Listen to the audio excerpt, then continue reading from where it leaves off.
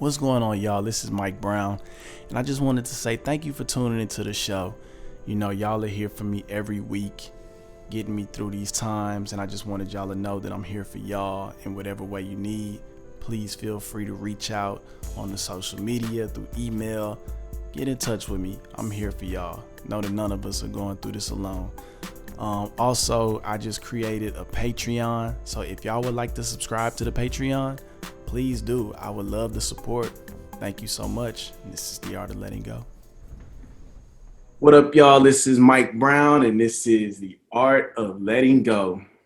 Today, I got a special guest in the building. You're starting to become a regular guest because this is your third time on the show. All right. So, I mean, if the people have been listening, they know about you, but you can go ahead and give them a little introduction of who you are.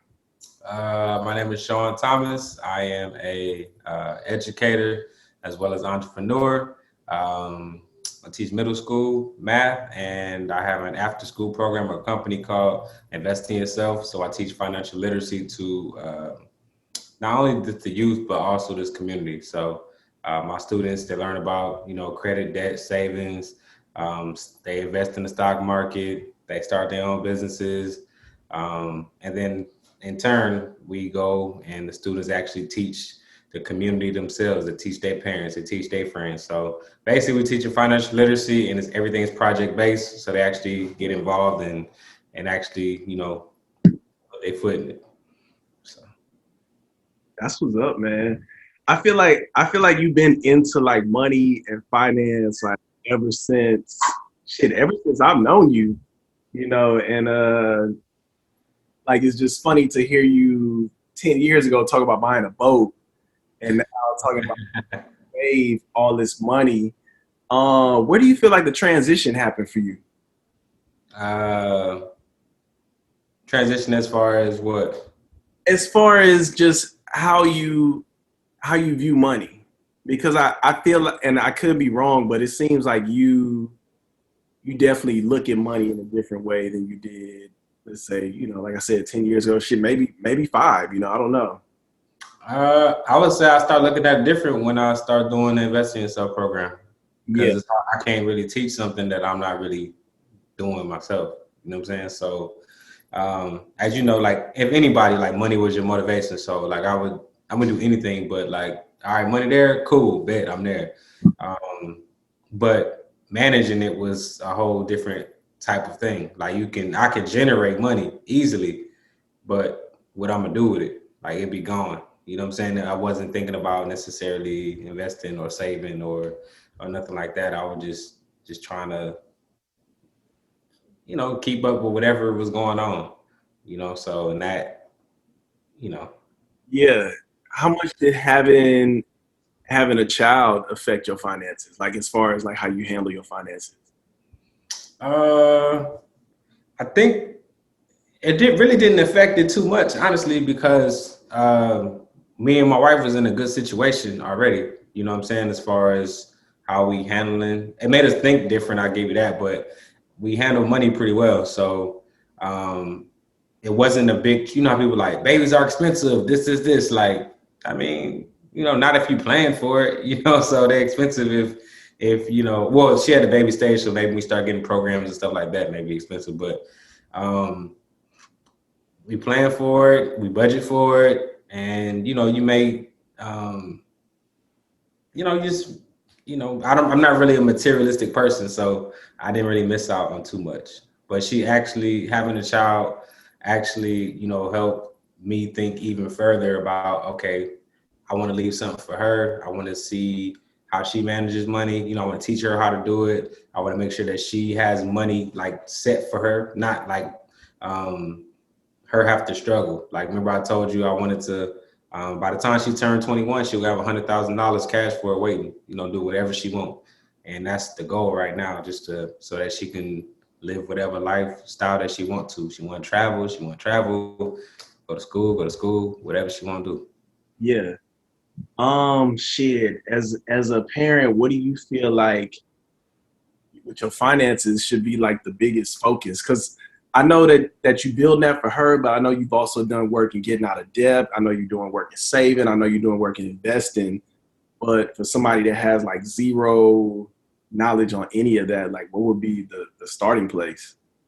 Starting places to get to the point where to have some money or Yeah, to save. as far as like, getting out of debt, investing, saving for your child, like what would be the best place to start? Well, I listen to Dave Ramsey a lot, and it's funny. I always heard the name, but I listened to him, but I really started listening to him in the past like year or two. Um, but the main thing would be to first, like, if possible, get yourself out of debt. But in order to do that, you have to really look in the mirror and figure out, why am I in debt? What's the reason? All right, student loans, everybody got that, right? So I'm not even counting that. I'm talking about everything else. All right, so why do you have these credit card bills? Why the car that you got? How much are you paying per month? The place that you live in, right? You have to figure out, why am I in this situation? Is it because I can't control my spending? Is it because I don't make enough? Like, what is it? Am I living above my means? Right? So you have to look in the mirror and be real with yourself. Like, why do I have these things? Can I really afford these clothes? Can I really afford this car? Am I doing it for me, or am I doing it for the look? And if I'm doing it for the look, that's stupid. Like, you know what I'm saying? Like, why am I gonna live in debt for some people that I don't even know? Or if I do know, but I'm gonna be broke because of them, like, that don't make no sense. Yeah. A lot of us like that though. It's funny though, because I feel like a lot of people don't even really know about like budgeting or any of that type of shit. Nah. And like as you were talking, I was like, man, it's kind of a lot of shame tied into like letting people know about your finances, like especially if you don't manage them well. Like It is share with somebody like, hey, this is how much money I got in the bank right now. Like, what can I do, or what's this? Like, I don't right. like we have many of those conversations, and I know for you, I'm sure a lot of people talk to you about investing, but how many people really reach out to you to like get out of debt and shit? Actually, recently, like, people like reached out to me like about budgeting, like, a couple friends and a couple old classmates and things reached out about budgeting because, they would make a significant amount of money, but they just know that they got enough to pay whatever. Like, they don't necessarily see where it's going. They're not really budgeting toward a specific goal. They just know they got enough to cover. So, but budgeting is not something that's taught. Like, again, I teach math, I teach middle school. Financial literacy is a part of our curriculum, but they do it at the very end, and it's like 2 weeks worth. And it's even after they take the state test. So it's like, it's not really pushed. And even in high school, like, it's not really something that's the focal point. They make you take all these other courses. That's cool, but it don't really matter in the grand scheme of things when you're talking about, 'cause everybody has to deal with finances. Budgeting is something that people don't like to talk about, like, or don't do, because it's like reality, like it's real, it's there you in the face. Can I really afford this? I really want this jacket or these shoes, or I really want to eat out every day, right? But if I don't look at my budget, I can live in this false reality is I really have it. Imagine if people didn't have credit cards. Now you don't have a credit card. Can you afford to go out and get that food, that meal or that date or that, what I'm saying? Whatever it is, like, that's how you have to live. Like, if I can't afford it and I got to charge it, I really can't afford it, bro. And I used to do that too all the time. Right. And, that's not how you're supposed to do it. How did you break it? Got fed up, man. Like, I would say for years, like, I'm gonna pay my credit card down, but I wasn't, like, as far as like, okay, I had debt, and how can I pay it down? All right, man, my interest is stupid, right? So you pay it, and the interest come next month. So it's like, man, I ain't even pay nothing. Like, what I'm saying? So you just in that never ending cycle. So what I had to do was, basically, well, actually, I always had some money, but COVID actually helped, like, help, as far as like paying bills and, getting out of debt and all that stuff. Like, because if you were lucky enough to have your job, you got extra money. So what you gonna do with the extra money? Pay off debt. Like, ain't no point in buying nothing to get fly, right? Ain't no point in buying nothing to a new whip or something nobody can't see it, you know. So just reaching that point and finding any way, any money that I got, boom, I'm paying towards that, right? So to the point now where like 60 to 70% of my money I save.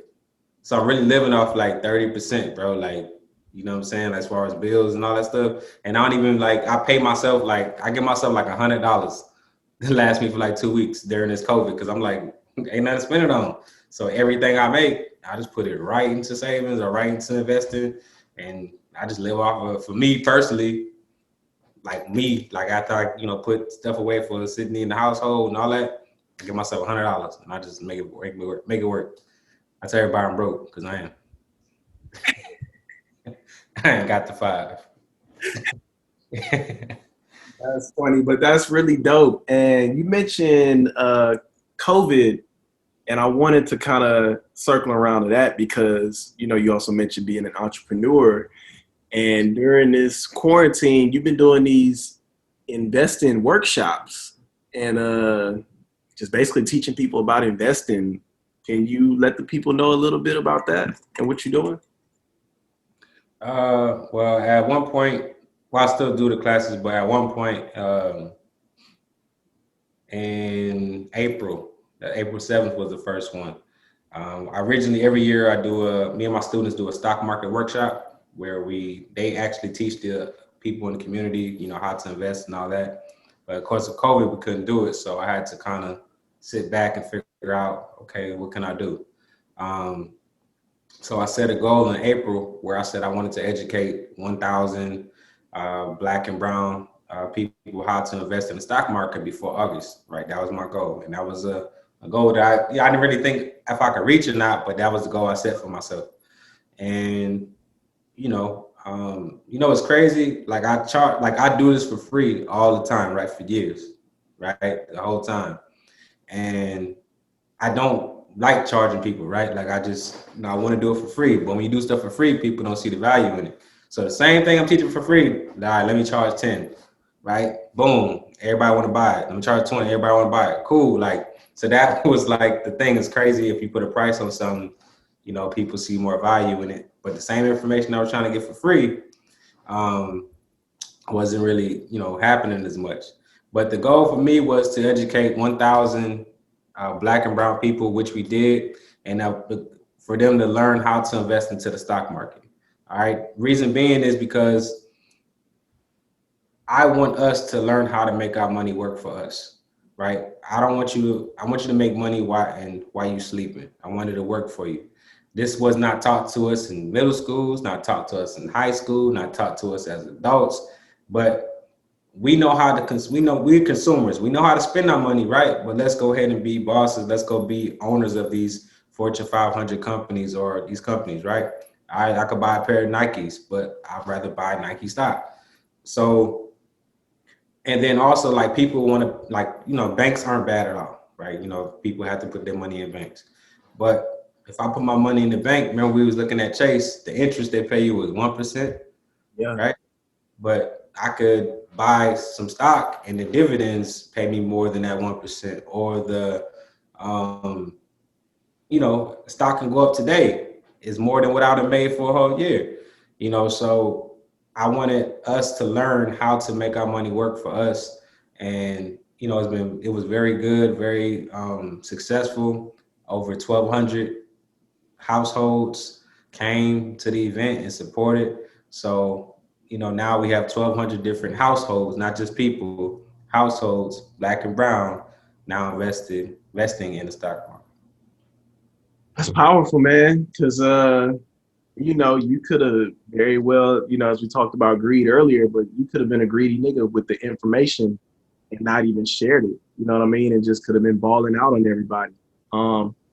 That's not you want to just like even do it in general? Well, like I said, I've been doing, you mean like from beginning or just the workshops? Like, how did you even think like, man, I'm going to just do workshops and just teach people about stocks and just basically get in the game?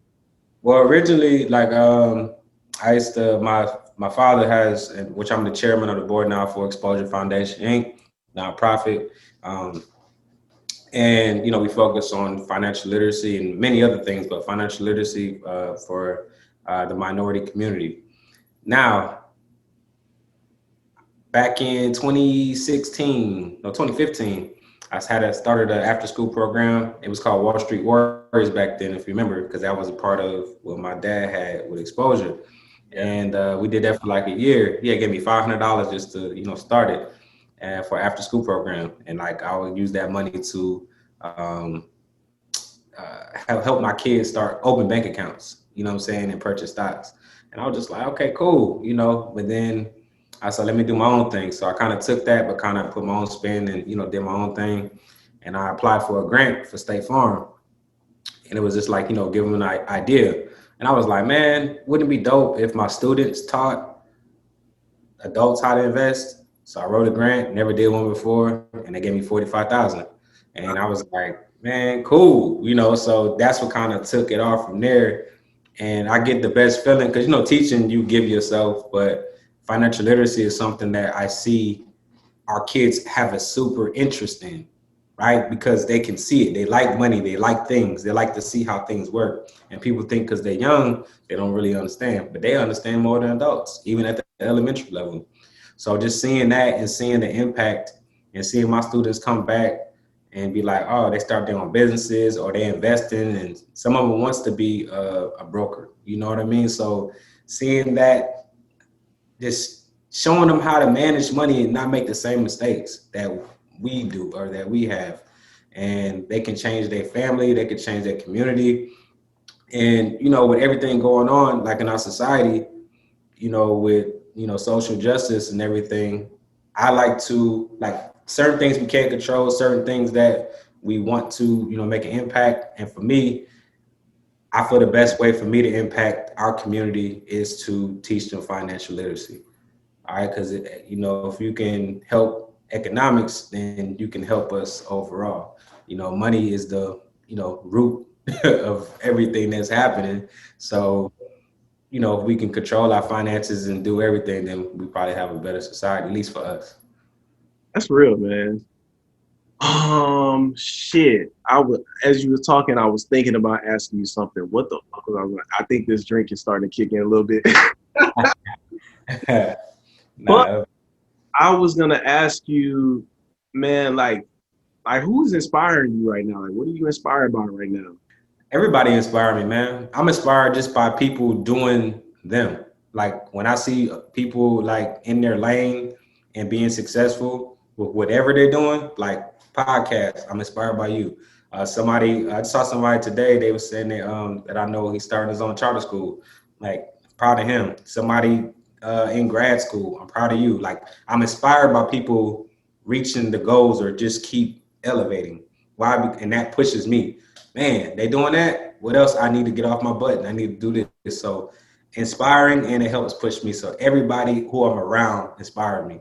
If you don't inspire me, then I probably don't need to be around you. You know what I'm saying? Like you don't have to be like super rich or anything to inspire me, but you have to be kind of chasing something as far as trying to progress in your life or trying to do a goal. And if you don't, then, and you're not even trying to, then you don't really need to be, in my circle. Like, I don't need that energy. I just need positive energy, people who constantly going, trying to. And, that's how I kind of roll. That's real, man. That's so real. What is the secret to winning? Because you know that shit. And you may not think that you know that shit, but you know that shit. Because I swear everything that you have ever applied for, every competition that you have ever competed in, you have won that shit. And I really just want to know, like, what is your mindset like going into these shits? Like, because whatever you're doing is working, and I feel like it can help people for sure. That's a good question. Well, the first thing is I'm blessed. Like, so it's God. So he had something preordained for my life. I just got to go and walk in my purpose. Right. So I guess the biggest thing first is just finding what my purpose is in life.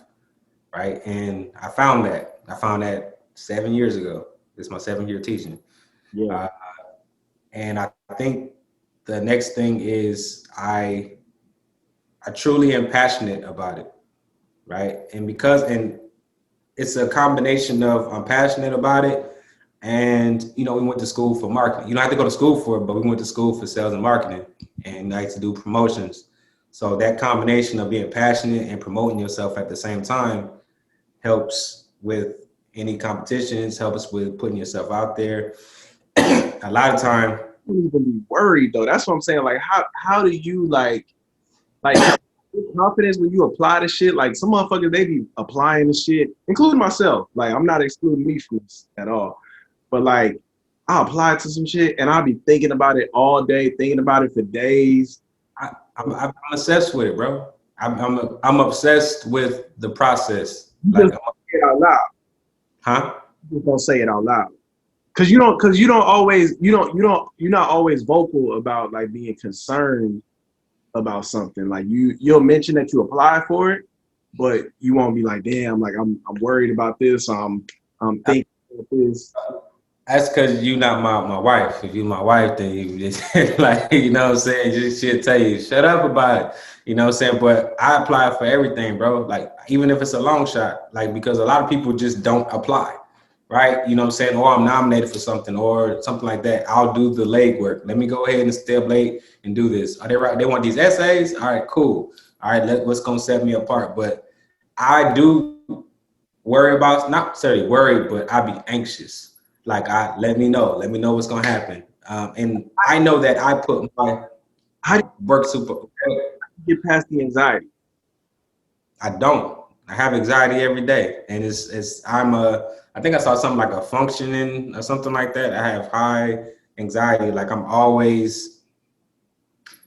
at a space right now where I'm kind of like, this past couple of weeks, I'm kind of like just like not chilling, but not working like 24/7, right? And I feel weird, right? I think Chandra had told me, she said, you don't function well if you don't have a lot of stuff to do. And a lot of stuff meaning productive, like something that you're reaching at, something that you're like your goals. Like, I have my goals, I have my task list, like I have my yearly goals I showed you before. And then I have my task list that could get those goals. So I keep every day I got something knocking. And then when I get the goal, it's like, all right, what's the next one?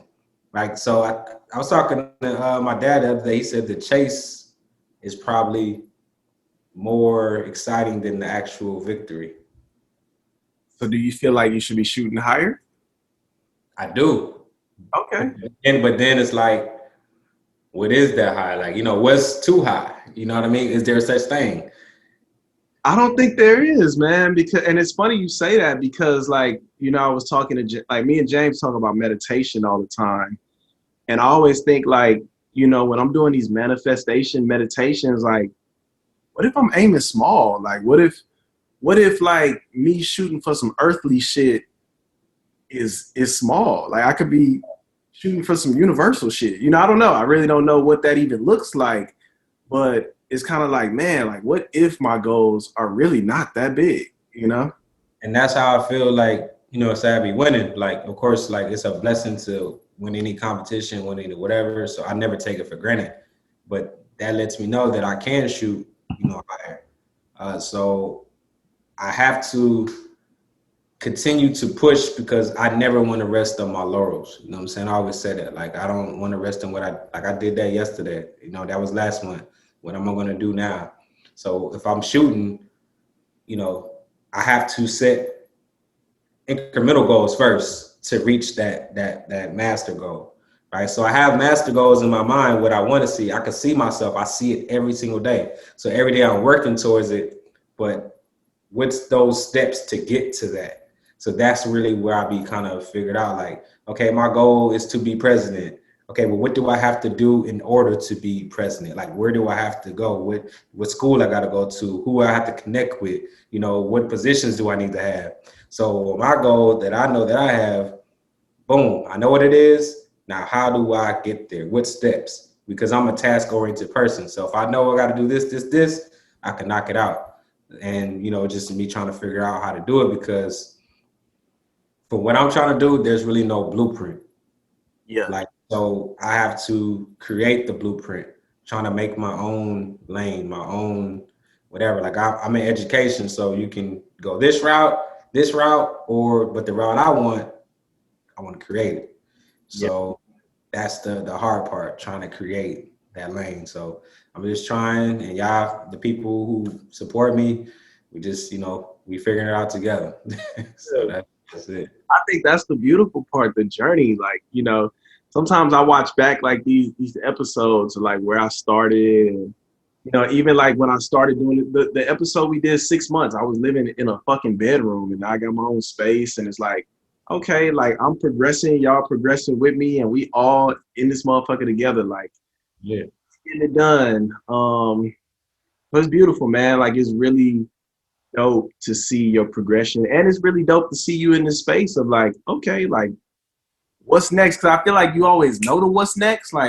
Once you complete something, you already know what the what's next is. But to be in a space of okay, what's next? I think it's a beautiful place to explore. And I was gonna suggest to you, even trying even up something creative, start painting, or just see what the comes up. You know what I mean? And I love painting. That I realized that what was it? Been at the beginning of quarantine, or even before that, painting is the only time where, and I'm not good at all, right? But painting is the only time where my complete focus is on that. I'm not thinking about nothing that's going on, none of my goals, nobody talking. I'm just focused on that. So when we used to go to look, sip and paint, after the 2 hours or so, I'm like, man, it's over. Can we keep going? This is freeing. Because like I said, I have high anxiety with trying to continue to elevate, continue to complete stuff. If I'm sitting too long, I feel terrible, because I feel like I wasted time, and I want to do this, and if I know I have something to do, I got time to chill. But you do need that time to chill, but I don't know how to chill. I feel lazy. You know what I'm saying? And that's I'm gonna tell you, man, that's something to break, and it's cool to sit with it though. It's cool to sit with it and feel it, and then to give yourself some room to be I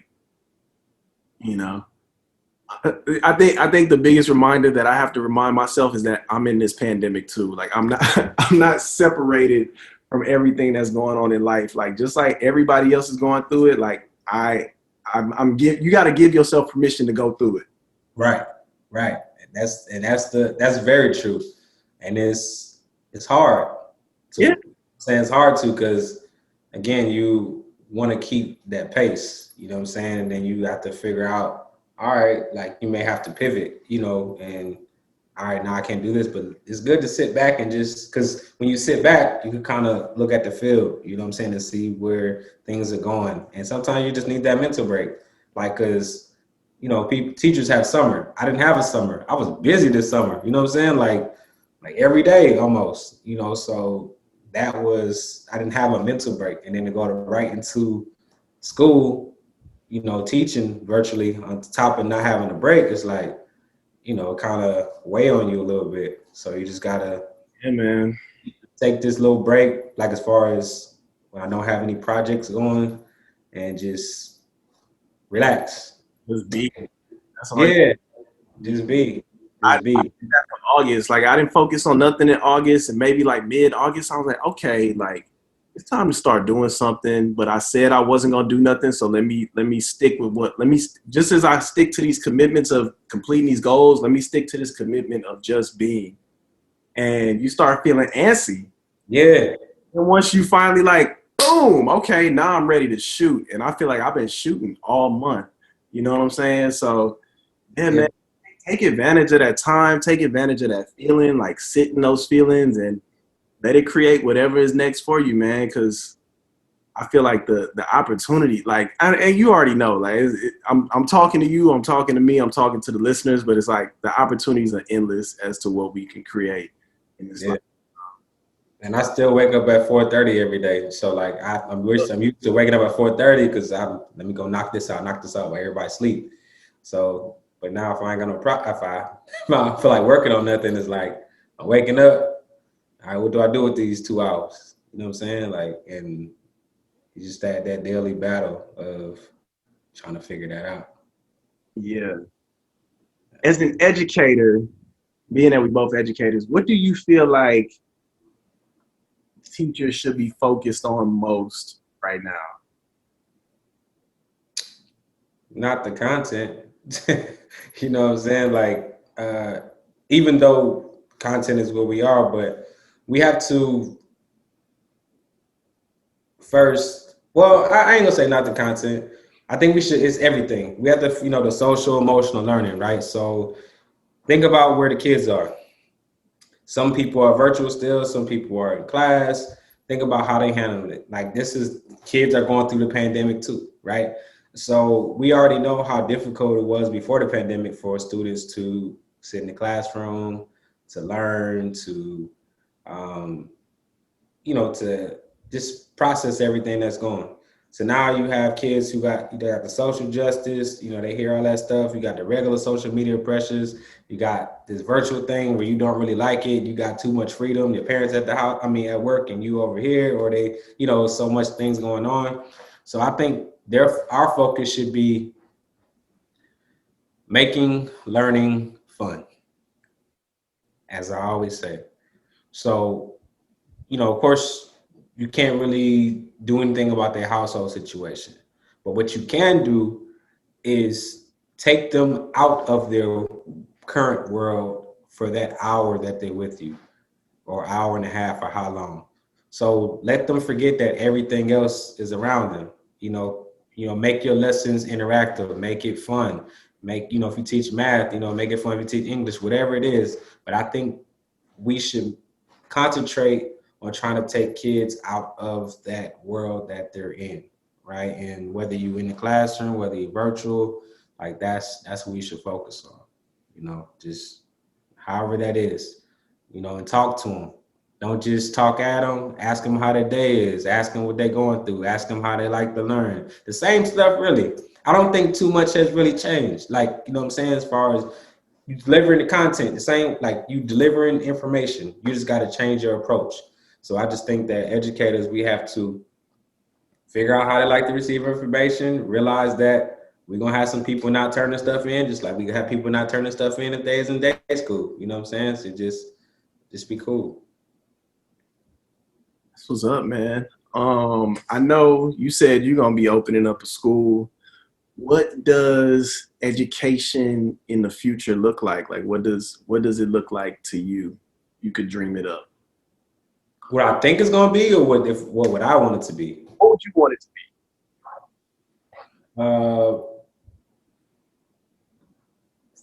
be? Two things. Project-based learning, which means if I'm learning about math, okay, let me apply this. Let me do a project with it, right? And I think even the test at the end, if we have to have state tests, it should be a project, you know what I'm saying? Or something that they have to complete, you know what I'm saying? Like maybe a project that takes a year long to do, and then boom, you complete it and have judges like that, not necessarily just a paper. Some people like working with their hands, you know what I mean? So project-based learning, and I think that we should try to figure out kids' gifts and talents at an early age, right? Or even ask them what their interests are. Like I know in other countries, sometimes they make them take a test, and then whatever based on that test is, they push them in that way, like they, like you can't do nothing but that. And I don't want that to happen, but I think we should expose our kids to different things, right? And whatever their interests are, if you like to draw, okay, let's put them in drawing classes, or introduce them to artists, let them go to showcase, like whatever their interests are, let them experience that. So it should be a lot of field trips. It should be a lot of interaction with people in those fields. It should be just like when you go to summer camps, like school should kind of be like that, where they have their different interests, and, you get to introduce them to different things. Like, and then we should kind of like look at the curriculum and see like, you know, even though we want them to be exposed to stuff, like, are they really going to use this? Like, how many people in the world really use the stuff that, you know, we learn in the school? Like, that's what we should look at. Okay, what about the stuff that's now our technology? So there should be a mandate that kids have to code. It should be a mandate that kids have to farm. You know what I mean? If you can, it should be a mandate that kids should know about their really diet and, you know, their health, financial literacy, you know, just everything, sciences and STEM, like, but in a project-based way. We just kind of just teach it as, you know, memorization. But I want our kids to actually apply it, and that's how you remember it. And that's how we gonna impact our kids. Like a lot of people said, like minority students or whatever like that, they scores are low, things of that. It's because they have no interest in it. But if you know, made it so that they can understand it or it applies to their life, then they'll score higher than everybody else. And, you know, if it's proven, but we just have to figure out what interests them and how to, you know, get them to want to learn and want to be interested in this stuff that, you know, may not matter in the long run. That's real, man. Yeah. You said for me, what do I think?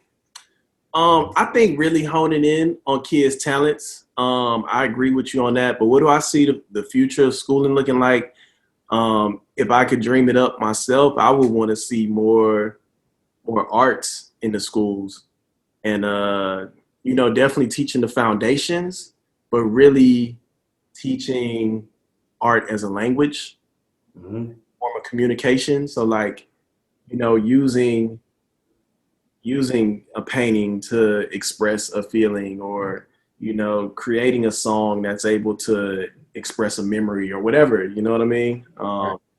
Really creating those spaces for like I think art could be used so much for social and emotional learning, and it gets taught as a skill. And that's bullshit because it's all subjective. You know what I'm saying? Like, I could play something and you might like it. You could play something, somebody else might like it. You know what I mean? Right. I feel like we have to stop teaching art as a skill and definitely use it for what it's there for. Yeah, I agree. And you notice like a lot of kids don't like art. Nah, No, I won't say they don't like it, but they don't necessarily like art class because it's taught as what you're saying. yeah, no, it's I like mean, they don't like music because they feel like they're not good at music. And for me, it's like, if you're not good at an instrument, maybe you're good at singing. If you're not good at singing, maybe you're good at dancing. If you're not good at dancing, maybe you're good at writing. If you're not good at writing, maybe you just like to listen to music.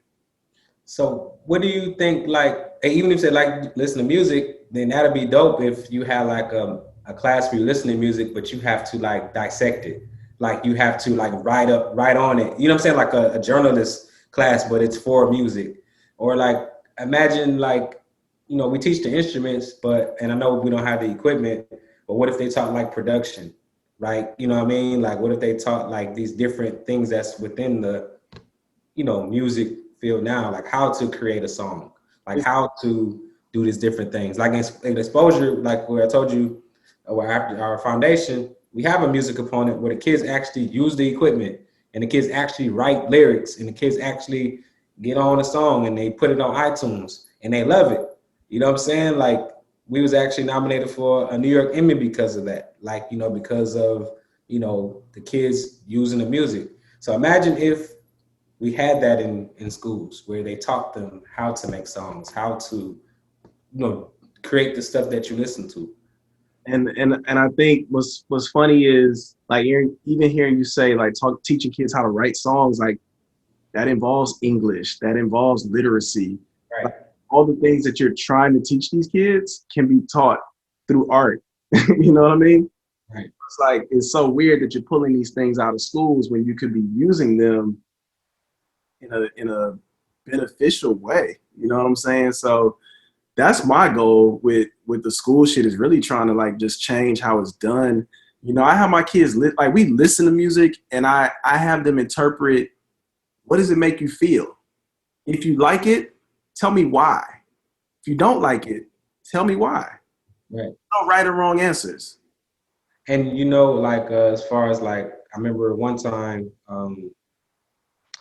like I was in New York and we was trying to get the teachers to buy into what we was doing. Like, you know, we said our film class can help you out, like our film component, our music component, animation component can help with your day school. And they wasn't really with it at first.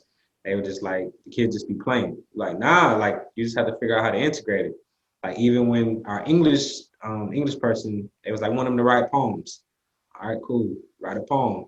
So our kids wrote the poem, but we was like, okay, let them read over their poem or speak their poem over an instrumental, right? So it's like a spoken word over a song. And you could tell like they was really into it, right? Because they could hear their voice, they could hear them. And it's like, it was poetic, it was beautiful. It was like they making music. And teacher was like, oh, you know what I'm saying? We can, you know, input this or, you know, integrate this into what we're doing. And you know, as a form of art. So I think that if we could put art into everything, think about music. You put music to anything, kids go dance. You know, think about all the little videos that get, even with the teachers that went viral, like going back to school, like that's music, that's art, right? So if we can put that into everything, like some form of art into the learning, I think we'd be more successful. We can't teach kids the way that they've been taught like all this time. 21st century kids need 21st century ways of doing stuff. And I think that's the biggest benefit for COVID, like happening. Teachers, you know, we in a classroom and you can hide behind stuff. Meaning if I ain't got nothing, all right, let me get this kid a worksheet, right? And I could work with this kid and y'all just be quiet over there. But when you on that camera, it's all on you. You have to have something for the kids to do for that full time, which means that you have to figure out how to engage them the entire time. So that means it's more work for you, but that's how the kids are going to learn. So I think that teachers are going to see the benefit after this is over because now they're going to be used to technology and they're going to be used to trying to engage students for the whole time. So I think that that is actually a benefit in a way. I agree with you. Like it's funny. The virtual class feels like hard work, but it's not really hard work. It's just adapting. Like once you get adapted to what you're doing, right. It's right. And I'm not trying to make it seem like super easy or nothing, but it's like, okay, now I have full control.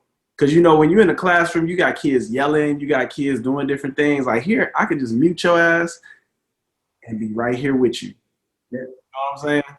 And we always talk about kids talking, you know, they too loud, mute, you know what I'm saying? Like you good now. But everything is hard when you first try it. Driving is hard. You scared, right? And then after now, you driving with the seat all the way back, one hand, you ain't got 10 and 2. Like, so, you know, everything is hard until you try. You know what I'm saying? Until you get used to it.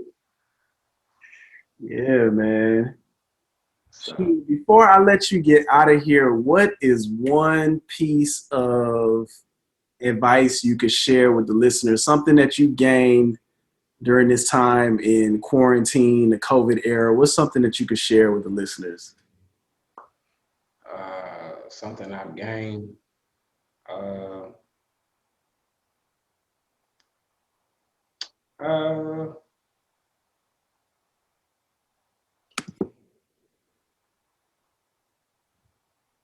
I would say, I don't know if it's, I don't know how to say it, but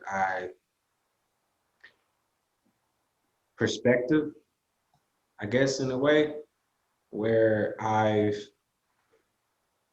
always on the go, right? Shooting. But I realized from March till now, like my daughter helped me realize a lot of things that matter. Like, you know what I'm saying? Like my family is even more important than I even had before, like even thought before. Because, you know, I haven't spent, like you have a child, and I spend like every day with her, you know, all the time from March until now. And I see like the bond, you know what I mean? So I feel like I have a even better attachment to her than I did before COVID. So that's making me realize certain things just don't matter, man. Like, life is short. So you always gonna have work. You always gonna have goals, right? But it's important for you to spend time with your family and your friends and don't just let time pass, kind of just continue to build on those relationships and just kind of realize the things that matter in life. I think that's what helped me. It just to realize like, yeah, I got my goals, I got my ambition, that's never gonna stop. But at the same time, family is important, my time is important, my mental health is important, taking a break is important, not knowing what you're gonna do is it's okay. Like everything is okay. Like just perspective on everything. I think that's what really helped me during this time. It was always a positive outlook for the most part, but it really just kind of shifted my way of thinking on certain things. That's what's up, man. Shit, where can the people find you? They can find me everywhere. You feel me? No, I was playing. They can find me on Instagram, Mr. Thomas Invest. Also, my website, investingyourself365.com. That's the hub for everything. So, if you want financial literacy, after school programs, things of that nature, that's where you go. And yeah, Twitter, Mr. Thomas Invest. But I guess, like I said, everything is Investing Yourself 365. And, hit me up from there. I respond to everybody. Not that I got a lot of followers or anything, but I respond to everybody and just, that's where you can see what I'm doing. That's what's up, man. I appreciate you so much for coming on the show. I appreciate you, brother. Keep doing. I like everything that you're doing. I appreciate like your level of just vulnerability. You know what I'm saying? With everything you do, like that's super dope, and it allows other people to do the same thing. We all going through certain things, so it's important that we have an outlet. And you always speak about yours, and everybody doesn't speak about theirs, right? So a lot of times for me too, when I'm on here, it's a time for me to talk because I don't really speak too much on my social media. Like I post and I have different things, but I don't really speak too much. So being able to have an outlet to speak is dope. So I appreciate you. That's what's up, man. I appreciate that. Yeah. Shit, I appreciate y'all listening. This is Mike Brown, and this is The Art of Letting Go. Peace. Thank you for tuning into this week's episode of The Art of Letting Go. If you like what you heard, please be sure to subscribe to us wherever you listen to this podcast and leave a comment. Let us know what you think. Let other people know what you think as well. If you want to get in touch with us, hit us up on all social media at The Art of Letting Go Podcast. Also, you can send me an email, theartoflettinggopodcast@gmail.com, or give us a call. Leave a message. We might play it on the show. 213-394-2773. Also, if you would like to support The Art of Letting Go, we got some really cool merch, as well as we're now on Patreon. You can find us, The Art of Letting Go Podcast. Subscribe to us. Thank you guys for listening. This is Mike Brown, and this is The Art of Letting Go.